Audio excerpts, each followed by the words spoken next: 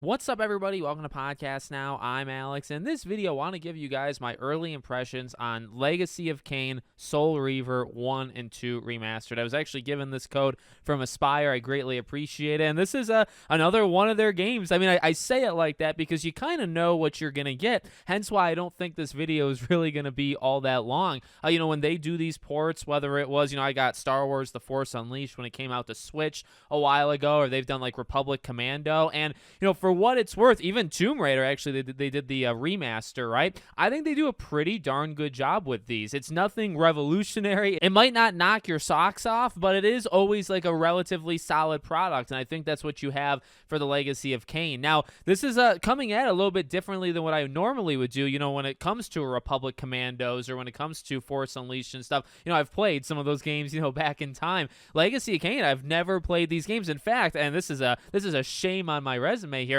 I didn't know Amy Hennig was the creative mind behind this, so it kind of gave her start, or, this is kind of the origin story of her. So, when I'm playing this game, I'm playing it for the first time, and that does, it changes things a little bit in terms of my perspective. Like, I don't have anything to base this off of on the original. Now, what I did, I would go back and I looked at, like, just what the game really looks like, because that's the main difference here, right? What you're getting with this remaster is simply a remaster. They're not cutting major parts. They're not adding major parts. They're not overhauling anything like drastically. This is a game that looks better, runs better. From my experience and from what I was able to see, yes. I think they nailed it. And, from like the new parts, there's not really much more to talk about than that. Like, you can tell, like, the coloring just looks better. The textures look a little bit more refined. I was actually surprised watching walkthroughs of the original games because the game kind of always looked pretty good. I had to almost do a double take.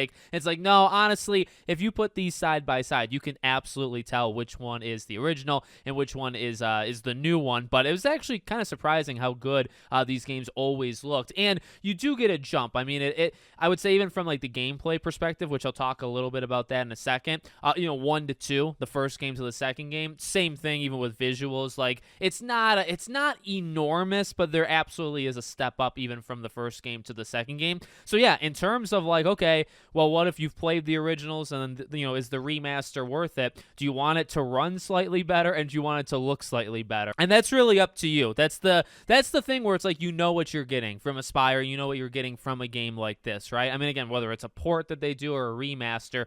As for the game itself, now I've only played a couple hours of each of these games. What I did is I played one, I put in about 2 hours, and I said, okay, I can keep going, and I saw maybe it's like 6, 7, 8 hours long. I was like, all right, well, I want to try 2 just to like see if there's anything interesting to say. So I did the same thing with 2. I put about 2 hours in. And again, in terms of like Amy Hennig and kind of getting her start, you can't exactly tell that it comes from her. Or at least I can't.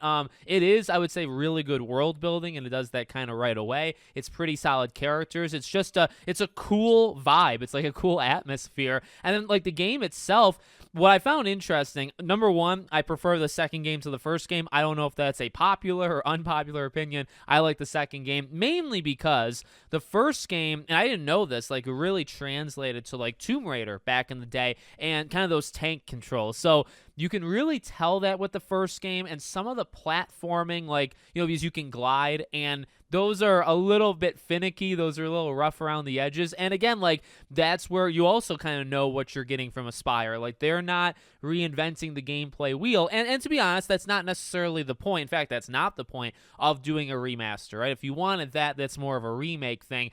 It is rough around the edges, and I'm not a huge fan of like the Tomb Raider tank controls. I know there's a lot of people that really like it. I get it. I understand the appeal, and I know people like it. I know I'm probably actually in the minority on that, but if you're familiar with kind of how tight those controls are, and really I would say taking a good amount of skill, that's pretty much the first game. The second game does, in my opinion, lighten up a little bit, and you can kind of see that progression from 1 to 2 where it's not so difficult. Even the fighting, like, it's pretty rigid rigid in the first game, but it's a little bit more, not like cinematic, but a little bit more like flowy, you know, in the second game. But I like the general concept. It's basically go room to room, solve these different puzzles, which may or may not involve you shifting time, right? Because some environments can kind of like warp and stuff depending on which kind of zone you're in. So you do that, you solve a couple puzzles, you take out enemies, and you know, from 1 to 2, 2 definitely has, I would say, the more dynamic way of taking out enemies. But 1,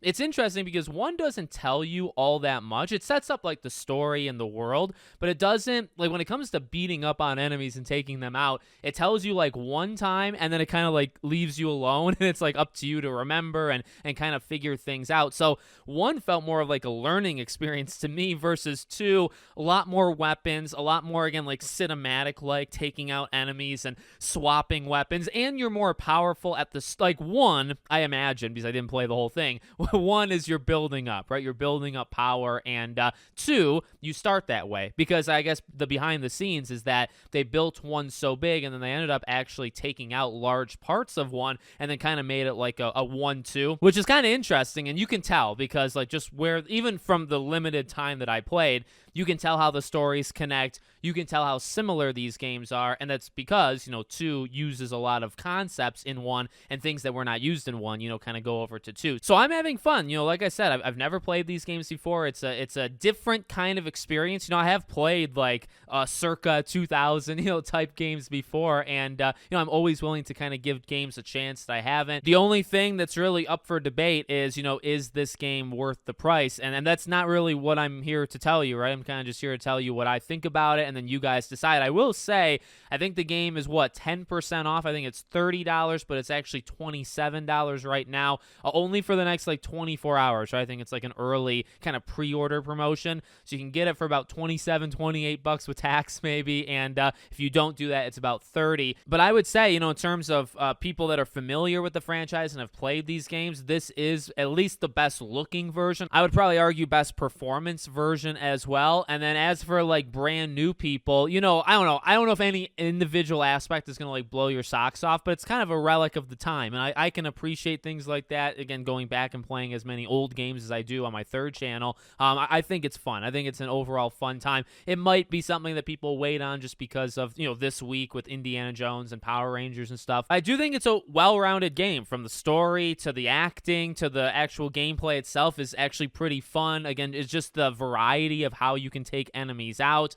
the puzzles, and kind of keeping you on your toes in that way. Like, it's an overall pretty darn solid game for like the newcomers, right? If you've never played these games before. So let me know what you guys think in the comments. Make sure, as always, you're subscribed to the channel, bell icon turned on, and I hope to see you all on the next one.